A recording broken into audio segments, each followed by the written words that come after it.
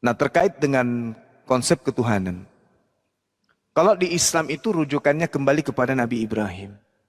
Hakikat yang datang kepada Nabi Ibrahim itulah yang kemudian menjadi acuan sembahan di dalam ajaran agama Islam.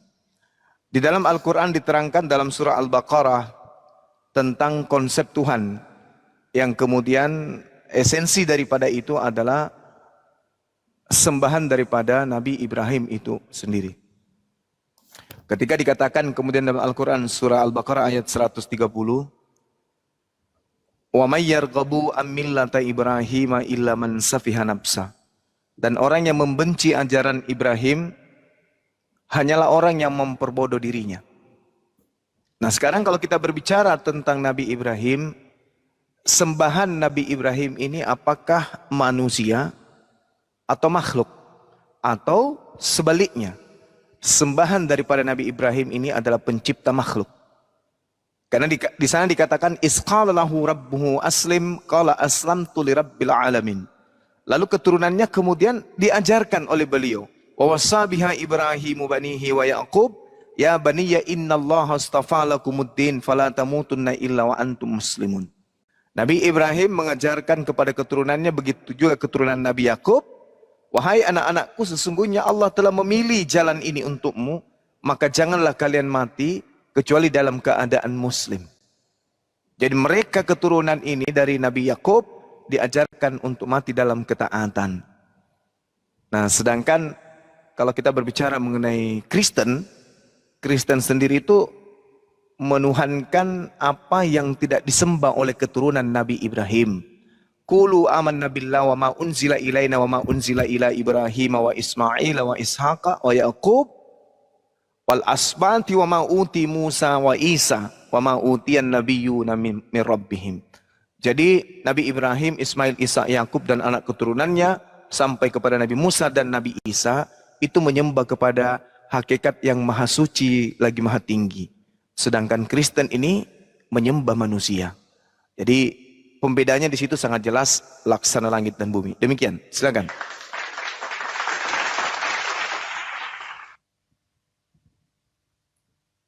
Silakan Bang Andre. Ya, baik. Dengar suara saya? Dengar Bang, dengar. Mantap Bang. Oke ya. Baik, terima kasih Bang Suma sudah menjelaskan apa yang menjadi topik malam hari ini. Saya coba menggiring Bang Suma untuk membuka Alkitab. Apakah Bang Suma punya Alkitab? Ya, insya Allah Bang, saya punya. Punya ya Bang Suma ya? Siap, saya punya Bang. Oke, saya coba minta Bang Suma itu buka di dalam kitab Kejadian ya. Siap. Kejadian berapa Bang? Ya. 17? Kejadian pasalnya yang ke-16. 16. Ya. Ya, oke. Kalau di Islam ayat ya atau nomor atau berapa ya? Ayat Bang. Ayat ya sama ya berarti ya? Iya. Oke, mungkin saya akan bacakan apa yang saya akan mulai menjadi pendahuluan. Siap. Untuk menanggapi apa yang disampaikan oleh Bang Suma begitu ya. Oke, saya mulai dari ayatnya yang ke-7 ya. Saya yakin pasti Bang Suma sudah tahu jelas dan lengkap cerita ini. Iya. Insyaallah. Ya. Silakan. Lalu malaikat Tuhan menjumpainya di dekat suatu mata air di padang gurun, yakni dekat mata air di jalan ke Syur. Katanya, Hagar hamba Sarai, dari manakah datangmu dan kemanakah pergimu? Jawabnya, aku lari meninggalkan Sarai nyonyaku. Lalu kata malaikat Tuhan itu kepadanya, kembalilah kepada nyonyamu, biarkanlah engkau ditindas di bawah kekuasaannya. Lagi kata malaikat Tuhan itu kepadanya, aku akan membuat sangat banyak keturunanmu sehingga tidak dapat dihitung karena banyaknya. Selanjutnya kata malaikat Tuhan itu kepadanya, engkau mengandung dan akan melahirkan seorang anak laki-laki dan akan menamainya Ismail. Sebab Tuhan telah mendengar tentang penindasan atasmu itu. Seorang laki-laki yang lakunya seperti keledai liar. Demikianlah nanti anak itu tangannya akan melawan tiap-tiap orang dan tiap-tiap orang akan melawan dia. Dan di tempat kediamannya ia akan menentang semua saudaranya dan seterusnya. Nah, tadi apa yang disampaikan oleh Bang Suma itu berbicara tentang kedua agama besar yakni Islam dan Kristen ini tidak luput dari satu pribadi di mana Allah memulai untuk menurunkan keturunan dari Ishak dan Ismail itu adalah lewat Abraham. Betul ya Bang Sumaya? Iya, betul Bang. Oke, berarti memang keturunan Ishak dan keturunannya Ismail ini adalah keturunan yang murni berasal atau darahnya berasal dari Abraham. Nah, dari apa yang saya sampaikan kepada Bang Suma, Alkitab mencatat dengan jelas bahwa keturunan yang dipilih adalah keturunan yang berasal dari Ishak, bukan dari Ismail. Ya, kalau Bang Suma itu baca ya di Kejadian pasalnya yang ke 21 ya. Bang Suma bisa baca Kejadian pasal 21. Halo? Iya, bisa Bang. Iya. Iya, lanjut. Ya, oke, saya baca ya ayatnya yang ke-8 ya, sampai ayatnya yang ke-13. 13 saja, pasti Bang Zuma pasti tahu. Abraham mengusir Hagar dan Ismail. Bertambah besarlah anak itu dan ia disapi. Lalu Abraham mengadakan perjamuan besar pada hari Ishak disapi itu.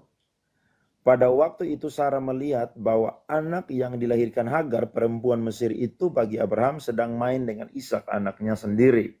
Berkatalah Sarah kepada Abraham, usirlah hamba perempuan itu beserta anaknya, sebab anak hamba itu tidak akan menjadi ahli waris bersama-sama dengan anakku Ishak. Hal ini sangat menyebalkan Abraham oleh karena anaknya itu. Tetapi Allah berfirman kepada Abraham, janganlah sebal hatimu karena hal anak dan budakmu itu. Dalam segala yang dikatakan Sarah kepadamu haruslah engkau mendengarkannya. Sebab yang akan disebut keturunanmu ialah yang berasal dari Ishak. Tetapi keturunan dari hambamu itu juga akan kubuat menjadi suatu bangsa karena ia pun anakmu. Jadi ayat ini jelas bahwa Islam dan Kristen adalah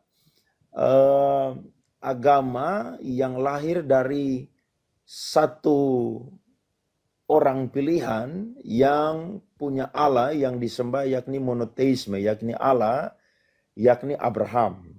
Betul ya? Iya. Nah, tetapi yang istimewa di sini yang menjadi keturunan yang istimewa yang dipilih oleh Allah dan keturunan itulah yang akan melahirkan Yesus Kristus adalah keturunan yang berasal dari Ishak. Betul? Iya, benar Bang, benar. Ya. Yang kita bahas ini tentang konsep Tuhannya Islam dan Tuhannya Kristen. Tidak ada hubungannya sebenarnya yang Abang bawa ini. Data-data ini sebenarnya nggak ada hubungannya. Ya, karena kita sedang membahas tentang Tuhan yang diperkenalkan Abraham atau Ibrahim. Sedangkan Kristen memperkenalkan Tuhan dari manusia, yaitu Yesus. Sebenarnya kalau berbicara mengenai Ishak Ismail, kami dengan saudara kami Yahudi nggak ada masalah Bang. Kami sama-sama beriman kepada Tuhan yang sama. Maksudnya gitu saya loh. memberikan pengantar ini, nanti baru saya masuk ke poin yang Bang Suma maksudkan begitu. Iya. Ya, jadi begini. Jadi kekristenan itu menyembah Tuhan Yesus itu merupakan sebuah iman yang bukan tidak berfakta atau tidak berlogika begitu. Tapi kekristenan itu menyembah Tuhan Yesus karena iman Kristen itu adalah iman yang objektif. Iman yang objektif berarti iman yang tertuju kepada satu objek. Dan objek itu adalah Yesus Kristus. Nah, ketika kita mempelajari tentang Yesus Kristus, maka Yesus Kristus itu ketika dia menjadi manusia, dia itu justru menambahkan kodrat manusia itu ke dalam keilahiannya. Sehingga walaupun dia itu dalam konteks berinkarnasi, tapi dia pun juga adalah Tuhan. Mengapa orang Kristen mempercayai dia adalah Tuhan? Rasul Yohanes itu menuliskan surat Injil Yohanes itu untuk menentang ajaran-ajaran yang berkembang pada abad pertama dan abad kedua, yakni Gnostik. Di situ Rasul Yohanes membantah bahwa Logos itu bukan sekedar akal budi, Logos itu bukan sekedar pengetahuan, Logos itu bukan sekedar ide, tapi Logos itu adalah firman sendiri, yakni pribadi daripada Tuhan Yesus sendiri. Sehingga kalau Bang Suma baca Yohanes pasal 1 ya, Yohanes pasal 1 ayatnya yang pertama ya, saya kasih ayat yang pertama saja. Saya bacakan ya. Pada mulanya adalah firman. Firman itu bersama-sama dengan Allah dan firman itu adalah Allah. Nah, kalau Yesus itu cuma sekedar ide, Yesus itu cuma sekedar manusia, bagaimana Yesus itu pernah bersama-sama dengan Allah atau Elohim atau Theos yang ada di surga? Tidak pernah Alkitab mencatat bahwa ada seorang nabi yang dicatat di dalam perjanjian lama, bahkan sampai kepada zaman Yohanes Pembaptis yang ada di perjanjian baru, yang pernah ada bersama dengan Allah di surga. Itu tidak pernah ada. Kalau nabi yang diangkat oleh hidup-hidup ke surga, itu seperti Henok dan juga seperti Elia. Mereka mengalami penentuan Allah, mereka itu tidak mengalami kematian, tapi diangkat hidup-hidup ke surga. Tapi Yesus Kristus ini adalah pribadi yang ada bersama dengan Allah di surga, bersama dengan Elohim, bersama dengan Theos itu ada di surga. Jadi dasar inilah yang menjadi keyakinan orang Kristen bahwa Yesus Kristus itu bukan sekedar manusia yang sejati, tapi dia pun juga adalah Allah yang sejati. Sehingga dia adalah satu-satunya pribadi yang dipercaya dan disembah karena dia adalah pribadi yang menjadi objek dari iman kekristenan. Dan saya mau berkata bahwa nilai dari iman Kristen itu tidak tergantung dari siapa yang mempercayai, tetapi siapa yang dipercaya. Itu yang menjadi keyakinan dari iman Kristen. Ya, mungkin dari saya itu dulu. Bang Suma silakan menanggapi. Ya baik, terima kasih Bang. Jadi Ya. Sekali lagi saya katakan bahwa Tuhan yang diperkenalkan kemudian oleh Nabi Ibrahim alaihissalam atau Abraham kepada keturunannya itu berbeda dengan yang diimani atau yang disembah oleh orang Kristen hari ini. Karena Tuhan yang disembah oleh Nabi Ibrahim itu tidak serupa dengan makhluk. Dan Tuhan yang disembah oleh Nabi Ibrahim itu bukan manusia. Bukan manusia. Bahkan dikatakan kemudian di dalam kitab Kejadian 17 nomor 7. Aku akan menjadi sembahanmu wahai Abraham. Sembahan anak-anakmu. Sembahan keturunanmu secara turun-temurun. Makanya orang Yahudi sampai hari ini tidak menyembah Yesus. Karena mereka sudah mendapatkan perjanjian kekal di dalam Kejadian 17 nomor 7 itu. Bagaimana keturunan Nabi Ismail, keturunan Nabi Ishak hanya menyembah kepada hakikat pencipta saja. Wahakimoti et bariti beni ubenika uben sa'arak. Sa'araka ahareka ledoredatam libit olam. Jadi hanya merujuk kepada apa? Lelohim ula sar'aka ahareka. Kepada keturunan Abraham, itu hanya menyembah kepada satu hakikat saja. Dan satu hakikat ini tidak pernah berubah menjadi makhluk, tidak pernah berubah menjadi manusia, tidak pernah berubah menjadi daging, tidak pernah berubah menjadi roh. Itu yang kami sembah. Dan itu adalah perjanjian kekal yang tidak bisa kemudian dirubah oleh kekuatan apapun. Makanya di awal tadi ketika dikatakan saya membuka narasi saya di dalam Al-Quran, dikatakan kalu amanna billahi wa ma unzila ilaina wa ma unzila ila Ibrahim wa Ismail wa Ishaqa wa Yaqub. wal asbati wa ma utitu Musa, uti Musa wa Isa. Jadi semua keturunan Nabi Abraham itu keturunannya semuanya menyembah kepada ilah yang satu, yaitu yang kami sebut yang maha suci lagi maha tinggi. Nah sedangkan mohon maaf yang disembah oleh Kristen ini tidak maha suci, tidak maha tinggi, tetapi manusia, benar-benar murni 100% manusia. Pernah jadi orok, pernah jadi embrio, pernah jadi daging, pernah jadi darah, kemudian menjadi tulang, menjadi kulit, dan seterusnya. Sebagaimana dalam Efesus 2 nomor 9, Efesus 2 nomor 9, Kolose 2 nomor 9, dan Efesus 2 nomor 6 sampai nomor 8. Itu bukan sembahan Bani Israel, dan juga bukan sembahan Bani Ismail. Nah, jadi bagaimanapun hebatnya orang Kristen bernarasi, Tuhannya Yesus, Yesus begini, ya 2000 tahun orang Yahudi sejak Kristen ini mendirikan bendera sendiri, 2000 tahun orang Yahudi tidak pernah kemudian mau menerima Yesus ini sebagai pengganti daripada Tuhan mereka yang maha suci lagi maha tinggi. Mungkin itu yang ingin saya sampaikan, bahwa di gereja mungkin orang-orang akan mengajarkan Tuhannya Yesus begini dan begitu, tapi bagi kami penganut ajaran samawi, agama langit, itu tidak pernah sedikit pun untuk jatuh cinta atau menaruh hati terhadap sembahan orang Kristen yang hanyalah manusia. Demikian Bang, silakan. Oke, saya masih punya waktu, Bang. Iya, silakan Bang, silakan. Oke, ya. Berkaitan dengan apa yang Bang Suma sampaikan, perlu diperhatikan bahwa memang Israel itu adalah bangsa pilihan Allah. Itu jelas bagaimana Tuhan menyatakan dirinya yang berkata bahwa aku adalah aku, atau Yahweh, ya. Nah, Israel ini adalah umat pilihan Tuhan, tetapi karena mereka itu mengejar yang namanya perbuatan bukan iman, sehingga keselamatan itu bisa sampai kepada bangsa-bangsa lain, yakni bangsa-bangsa non-Yahudi.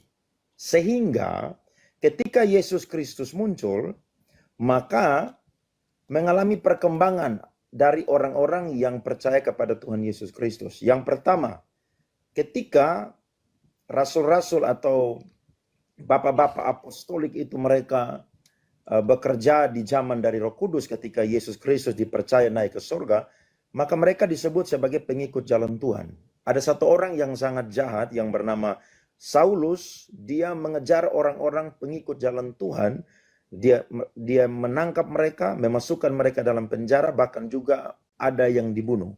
Dan salah satu martir pertama yang ada di Perjanjian Baru adalah Stefanus. Kemudian dari pengikut jalan Tuhan ini berubah menjadi Kristen, yakni orang-orang yang ada di Antioquia, yakni yang ada di Syria. Disitulah lahir orang-orang yang disebut Kristen pertama kali. Kemudian berubah lagi, berangkat menjadi orang-orang Nasrani. Ketika Paulus ditangkap, maka dia disebut sebagai pengikut sekte yang bernama Nasrani. Nah, jadi orang-orang Kristen, mereka ini adalah agama, atau kita yang Kristen ini adalah agama yang mempercayai bahwa Yesus Kristus itu bukan sekedar makhluk, tapi dia adalah benar-benar Tuhan. Kalau Bang Suma membaca Injil Yohanes, maka di dalam Injil Yohanes itu kurang lebih itu ada 7 kali Yesus berkata akulah, akulah, akulah selama 7 kali. Ya, atau sebanyak 7 kali. Akulah roti hidup, akulah pintu, akulah pokok anggur yang benar, akulah jalan dan kebenaran dan hidup, dan seterusnya. Nah, kata akulah di situ itu menggunakan kata Yunani ego eimi. Ego eimi itu merujuk kepada yang namanya atribut-atribut daripada Yahweh.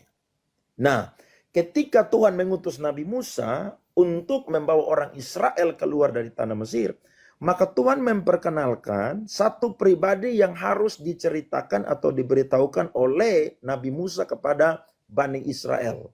Yakni Tuhan mengatakan kepada Musa bahwa sampaikan kepada mereka, aku adalah aku. Yakni Allah yang disembah oleh Abraham, Ishak dan Yakub. Sehingga orang Israel akan tahu bahwa Allah yang disembah oleh Abraham, Ishak dan Yakub adalah Yahweh itu sendiri. Orang-orang Israel tidak menyebut Yahweh, mereka menukarkannya menjadi Adonai karena Yahweh sangat sakral atau sangat kudus diucapkan oleh mereka. Nah, berhubungan dengan ego ini, Yesus mengatakan akulah, akulah. Bang Suma bisa baca di dalam Injil, orang-orang Yahudi itu mau membunuh Yesus karena hanya Yesus satu-satunya orang Yahudi yang berani berkata bahwa dia adalah Mesias, dia adalah anak manusia. Sementara orang Yahudi tidak mempercayai Yesus adalah Mesias, dia adalah anak manusia. Makanya seperti yang Bang Suma katakan, 2000 tahun sampai hari ini orang Yahudi tidak mempercayai Yesus adalah Mesias. Tapi bagi orang Kristen, Yesus adalah Mesias. Karena ketika dia mengatakan akulah, akulah sebanyak 7 kali, yakni yang menjadi dasar atau menjadi teologi dari Injil Yohanes, itu membuktikan bahwa Yesus itu bukan sekedar makhluk. Yesus itu adalah Tuhan. Kenapa? Karena dia sendiri itu pun juga adalah Yahweh.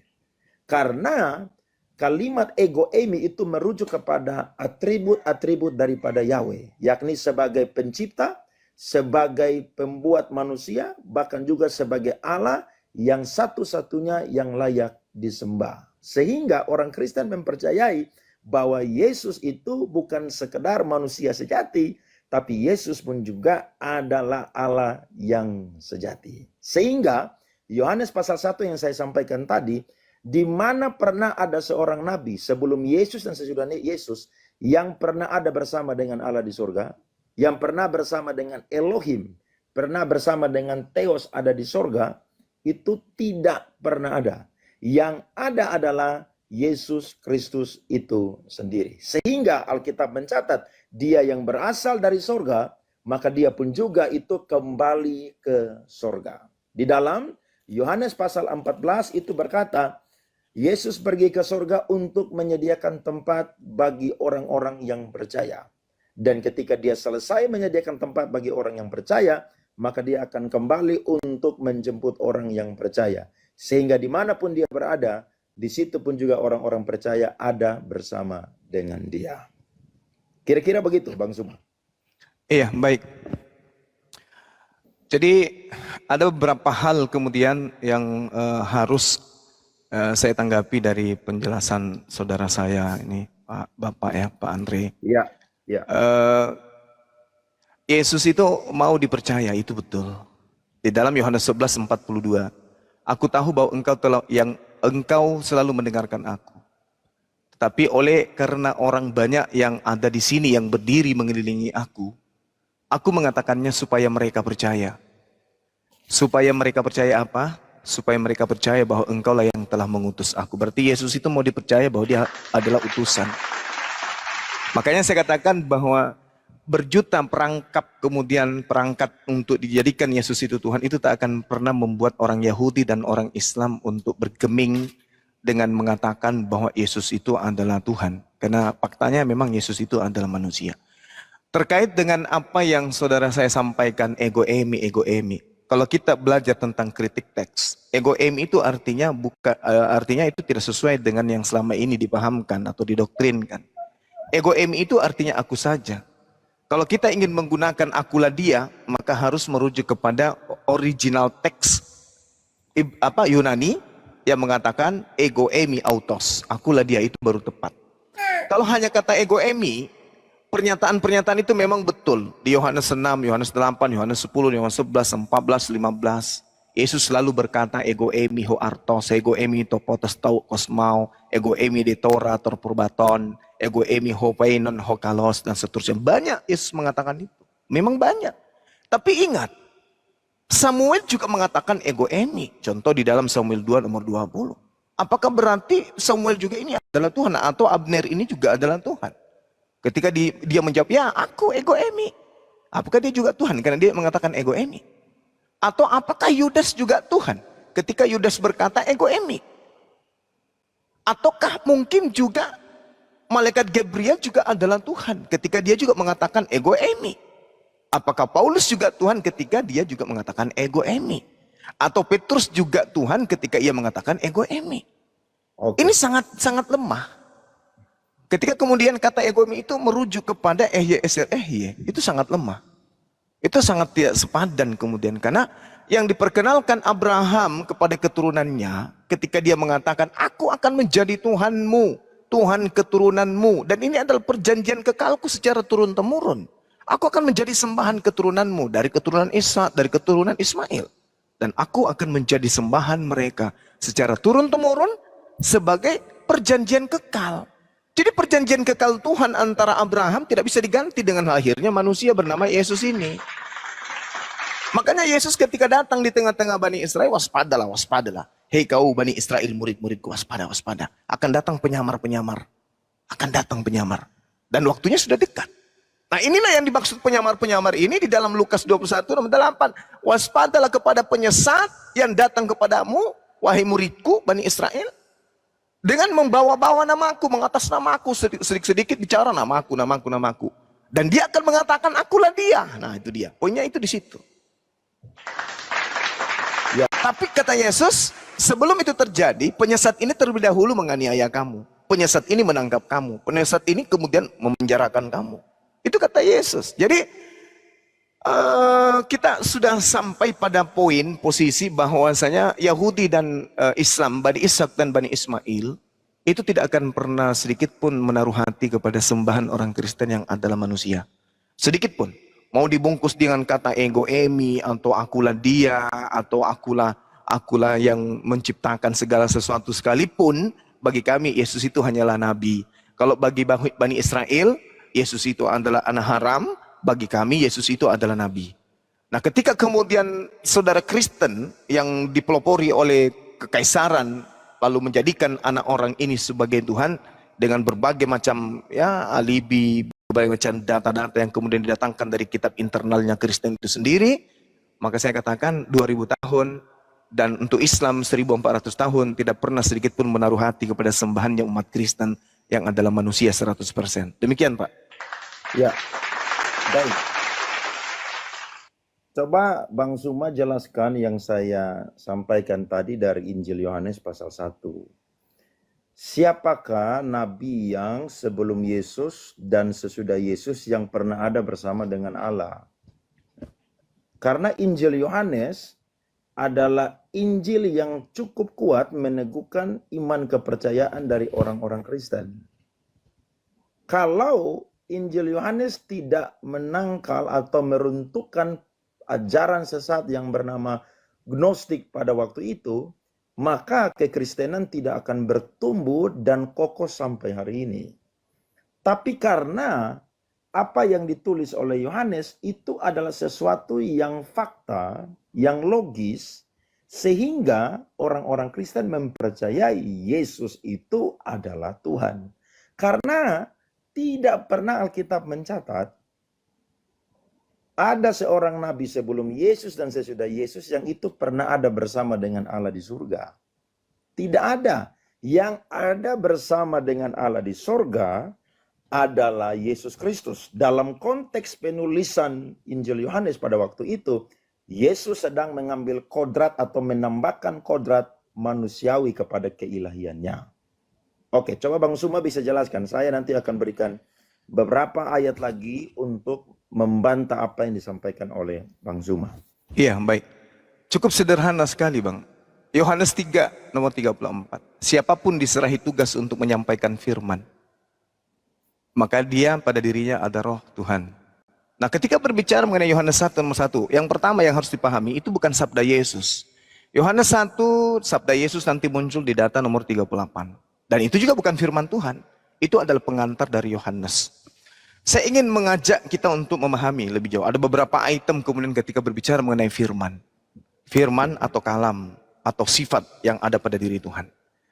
Wa kallamahu Musa taklima. Ketika dikatakan seperti itu dalam Al-Quran. Wa kallamahu Musa taklima. Dan Allah telah berbicara, berfirman kepada Nabi Musa dengan langsung. Bukan berarti kalam di sini, sifat di sini adalah kemudian bersama-sama dengan Allah, berarti itu adalah makhluk. Yang bersama dengan Allah itu adalah sifat. Yang melekat pada diri Allah itu adalah sifatnya, bukan makhluknya. Jadi bukan Yesus yang bersama dengan Allah, bukan. Bukan Yesus yang bersama dengan Tuhan. Tapi sifat Allah yang bersama dengan Tuhan. Sifat berkata-kata yang melekat pada diri Tuhan. Sifat pencipta, sifat maha kuasa, sifat maha bijaksana yang melekat pada diri Tuhan. Sehingga ketika dikatakan bersama-sama, yang bersama dengan Tuhan itu bukan anak Maria. Yang bersama dengan Tuhan itu adalah sifat Allah. Yang kemudian nanti sifat Allah ini ketika Allah berkehendak, Allah kemudian Tuhan dalam hal ini kemudian berkata, aku ingin wanita bernama Maria itu melahirkan seorang anak. Maka lahir anak ini sebagai ciptaan. Itu yang pertama. Yang kedua adalah firman Allah atau kalamullah adalah sifat Allah. Itu memang betul bagian daripada Allah. Jadi kita harus bisa membedakan dengan kalamullah dengan kalimatullah. Kalau kalamullah itu adalah firman Allah, rangkaian kata-kata dan ucapan Allah. Sedangkan kalimatullah itu adalah satu dari kata yang terucap oleh Allah, yang kemudian perintah ini melahirkan sebuah keadaan, tindakan, melakukan, jadi maka jadilah. Itulah yang disebut kalimatullah atau kalimatun, yang datang kemudian daripada Allah. Jadi ketika Allah mengatakan jadi, Mazmur 33 nomor 9, maka apa yang terlontar dari mulut Allah itulah yang jadi. Misalnya, jadilah bumi. Jadilah bumi, rangkaian tindakan ini itu sifat kalamullah yang melekat pada diri Allah. Kalamullah ketika bertindak menciptakan pribadi baru di luar dirinya, maka muncullah yang disebut kalimah, ucapan, perkataan. Nah, sifat inilah yang kemudian asal bahasa yang kami gunakan itu sebagai sesuatu yang melekat pada diri Allah. Semua hal-hal yang melekat pada diri Allah itu adalah esensi Allah. Contoh misalnya gula. Sifat gula itu manis. Batu, sifat batu itu keras, berat, kasar dan seterusnya. Kapas, sifatnya ringan, lembut, halus dan seterusnya. Ini berarti ketika dia berbicara mengenai sifat berkata-kata yang ada pada diri Allah, kalamullah, kemampuan berkata-kata pada diri Allah, itu bukan Yesus. Yesus itu bukan sifat, Yesus itu makhluk manusia yang dilahirkan dari kalamullah. Maka untuk menjadikan sebagai makhluk, maka Allah berkalimah, Allah berkata, Allah berfirman. Maka jadilah ia melalui proses apa? Kehamilan ibunya Maria. Selanjutnya, sebagaimana perkataan yang saya katakan tadi, bahwa ketika Tuhan, atau saya ambil analogi pada diri saya, ketika Bang Suma memiliki satu masalah atau memiliki satu ide atau memiliki satu gagasan, yang ada pada diri Bang Suma itu adalah kemampuan berkata. Kemampuan berkata. Cuman permasalahannya sekarang ini adalah banyak di antara kita yang memahami bahwa perkataan Bang Suma itu adalah Bang Suma. Padahal ketika Bang Suma mengeluarkan kata-kata pada diri Bang Suma, yang keluar pada diri Bang Suma itu bukan mulut. Yang keluar dari Bang Suma itu adalah pribadi baru berupa suara. Suara itu bukan Bang Suma, tapi berasal dari kalam, berasal dari kemampuan berkata-kata yang ada pada diri saya. Saya kasih ilustrasi sederhana begini. Perkataan Bang Suma adalah bagian dari diri pribadi Bang Suma. Itu betul. Bagian dari pribadi. Itu perkataan. Namun, apabila perkataan Bang Suma itu sudah memiliki kehidupan sendiri, sudah memiliki kesadaran sendiri, sudah memiliki kehendak sendiri, maka itu sudah berbeda dengan Bang Suma. Itu bukan Bang Suma lagi. Perkataan saya, misalnya saya ingin memelihara ayam. Apa yang tindakan saya apa berikutnya? Ambil telur, ramkan telur ayam, jadilah ayam. Itu berasal dari perkataan. Perkataan ini berasal dari saya, dari hasil sifat yang melekat pada diri saya. Tapi pada saat proses tindakan, telur saya rami kemudian oleh mesin, maka perkataan saya itu sudah menjadi pribadi baru, kehendak baru, kemudian kehidupan baru. Maka ayam bukan saya. Itulah yang dikatakan bahwa perkataan saya sudah merupakan pribadi yang berbeda dengan saya. Maka sudah ada dua makhluk di situ, ada dua hakikat, dua pribadi di sana. Begitulah antara Tuhan kami dengan Yesus. Begitu antara yang menciptakan dengan yang diciptakan. Begitulah antara yang mengutus dengan utusan. Makanya Yesus, apapun yang dikatakannya selalu mengatakan, Bapa yang mengutus aku, Bapa yang mengutus aku, Bapa yang mengutus aku. Karena dia bukan Bapa itu sendiri. Dia adalah pribadi baru yang tercipta dari kalam, yang tercipta dari kalimah. Demikian Bang, silakan. Ya, baik, terima kasih dari semuanya. Ya. Kitab Yesaya pasal 7 ayatnya yang ke-14. Coba Bang semua buka ya. Yesaya pasal 7 ayat yang ke-14. Sebab itu Tuhan sendirilah yang akan memberikan kepadamu suatu pertanda. Sesungguhnya seorang perempuan muda mengandung dan akan melahirkan seorang anak laki-laki, dan ia akan menamakan dia Immanuel. Immanuel adalah salah satu gelar daripada Yesus Kristus. Halo? Ya, lanjut Bang, lanjut. Ya. Coba Bang semua buka lagi Injil Yohanes pasal 1 ayat 14. Ya.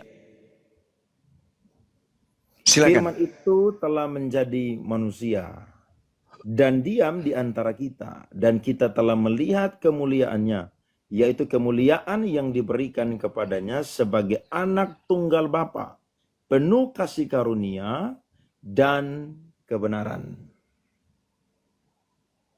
Di sini jelas bahwa kita harus membedakan Yesus Kristus sebelum berinkarnasi dan sesudah dia berinkarnasi. Memang kalau orang tidak memahami Kristologi dengan benar, maka dia akan menggabungkan dua hal ini. Tapi kalau dia belajar Kristologi dengan benar, maka dia pasti akan membedakan dua hal ini. Sebelum Yesus Kristus berinkarnasi, dia adalah Allah. Bang semua baca Yohanes pasal 8 ayat 58. Yohanes pasal 8 ayatnya yang ke-58. Di sini jelas Bang Suma. Ya. Yohanes 8 ayat 58. Kata Yesus kepada mereka, "Aku berkata kepadamu, sesungguhnya sebelum Abraham jadi, aku telah ada." Pertanyaannya, kalau Yesus itu hanya sekedar makhluk, dan ketika dia berinkarnasi, dia sudah memiliki pribadi yang berbeda, bukan lagi Tuhan, sehingga dia tidak lagi disembah. Berarti ayat ini tidak benar dan tidak sungguh-sungguh menyatakan dengan jujur. Karena ayat ini menyatakan dengan jelas bahwa sebelum Abraham ada, Yesus sudah ada. Makanya itu yang saya sampaikan tadi. Hanya satu orang Yahudi yang berani berkata, "Akulah dia, aku adalah, ego eimi." Hanya Yesus saja yang berani mengatakan itu. Tidak heran orang-orang Yahudi mau melempari dia dan akhirnya mereka mencari setiap celah untuk menjatuhkan Yesus. Dan genap pada waktunya, sesuai dengan misinya, maka dia ditangkap di Getsemani dan dia diadili, dicambuk, bahkan dia mati di Golgota. Tetapi pada hari yang ketiga, dia bangkit dari antara orang mati. Itu dicatat dalam Matius pasalnya yang ke-16. Jadi kalau Bang Sungo mengatakan bahwa Yesus adalah bukan Tuhan, bukan Allah, maka bagaimana dengan ayat ini? Sementara yang dibahas oleh Bang Suma tadi adalah Allah yang disembah oleh Abraham. Nah, ayat ini jelas mengatakan bahwa sebelum Abraham ada, Yesus itu sudah ada. Makanya berhubungan dengan Yohanes pasal yang pertama, pada mulanya adalah firman. Firman itu bersama-sama dengan Allah dan firman itu adalah Allah. Kejadian pasal 1 ayat yang pertama menyatakan dengan jelas bahwa pada mulanya Allah menciptakan langit dan bumi. Allah di situ adalah Elohim. Di situ adalah Theos. Berarti Yesus Kristus bukan sekadar hanya mengambil kodrat manusia dan menjadi manusia yang sejati, tapi dia pun juga adalah Allah yang sejati. Nah, ini perlu dipahami. Kalau tidak, maka konsep kristologi kita atau Bang Suma atau siapapun itu akan kacau dan tidak akan pernah mengerti tentang konsep kristologi, tentang Yesus adalah juru selamat dan Tuhan. Saya ke satu ayat lagi. Ibrani pasal 2 ayat yang ke-14. Surat Ibrani pasal 2 ayat yang ke-14.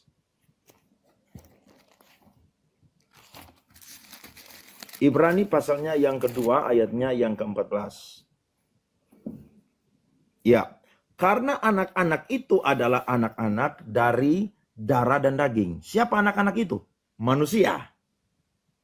Maka ia juga menjadi sama dengan mereka dan mendapat bagian dalam keadaan mereka, supaya oleh kematiannya ia memusnahkan dia, yaitu iblis yang berkuasa atas maut. Jadi mengapa orang Kristen mempercayai bahwa Yesus adalah Tuhan? Karena hanya Tuhan sajalah yang mampu untuk berubah menjadi apapun.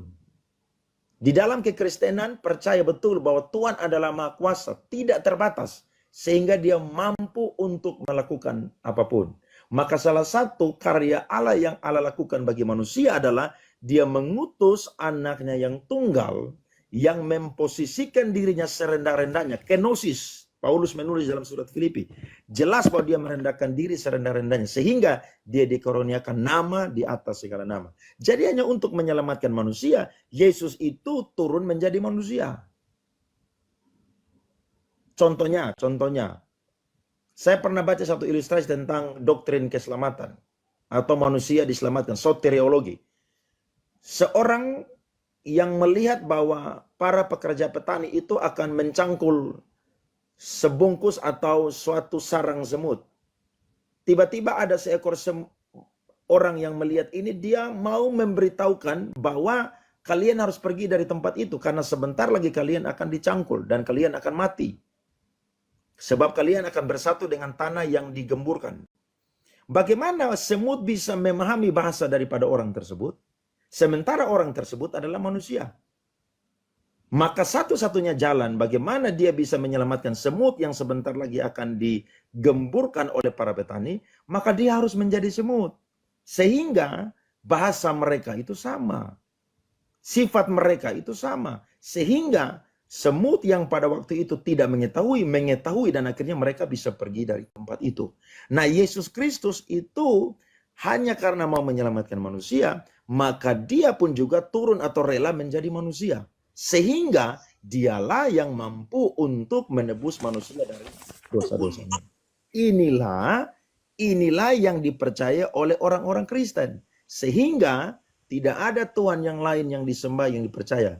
Selain Tuhan yang disembah oleh Abraham, Ishak dan Yakub. Dan Yesus Kristus yang juga adalah Yahweh itu sendiri. Ataupun juga Elohim itu sendiri. Ataupun juga Theos itu sendiri. Kira-kira begitu Bang Suma dari saya. Oke, baik. Terima kasih Pak Andre ya. Ya. Jadi saya rasa yang Anda lakukan itu adalah hal yang sangat menarik, mencocokkan Yesaya 7:14 dengan Matius 1 nomor 23. Jadi upaya yang dilakukan kemudian untuk menyambung-nyambungkan.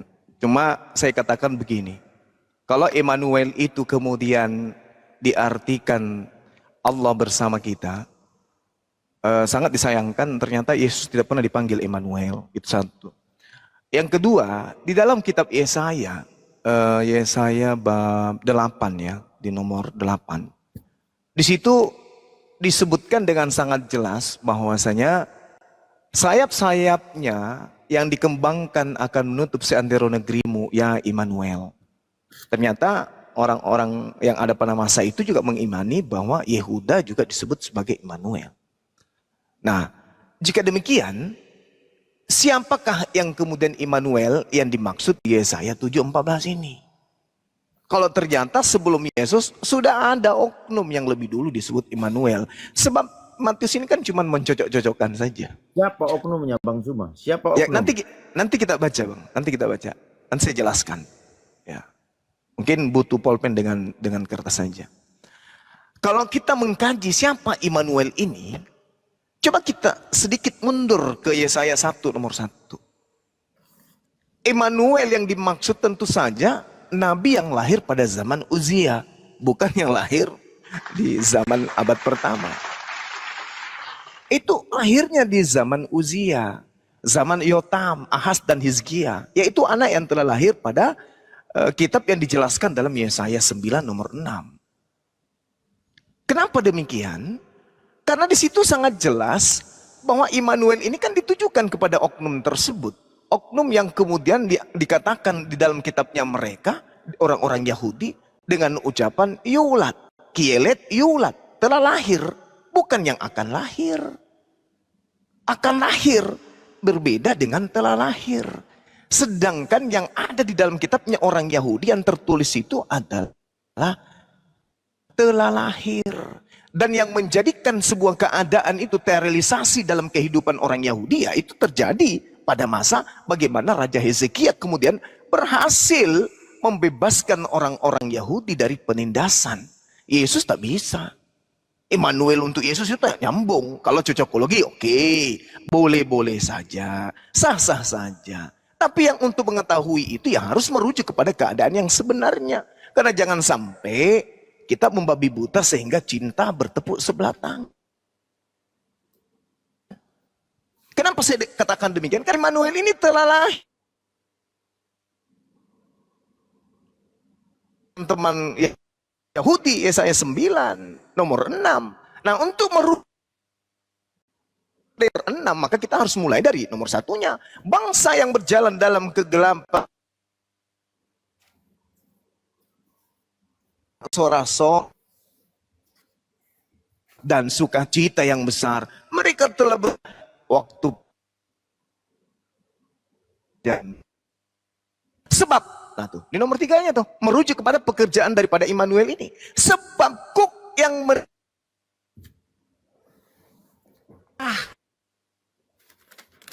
Putus-putus Gurunda.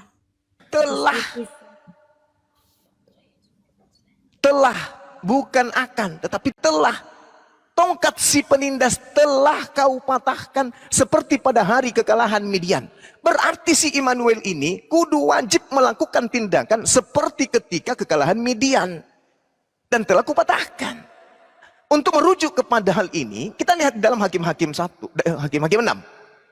Israel telah membuat kekejian di mata Tuhan sehingga mereka bangsa Israel diserahkan kepada bangsa Midian selama 7 tahun. Di sini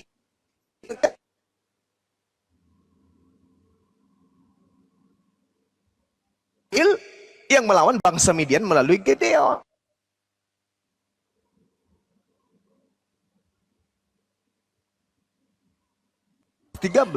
Dalam tahun Putus-putus Gurunda, putus-putus ngelek. Host. majulah kemudian Sanherib, raja segala kota berkubu negeri Yehuda, lalu merebutnya. Jadi kesimpulannya, ya, anak yang telah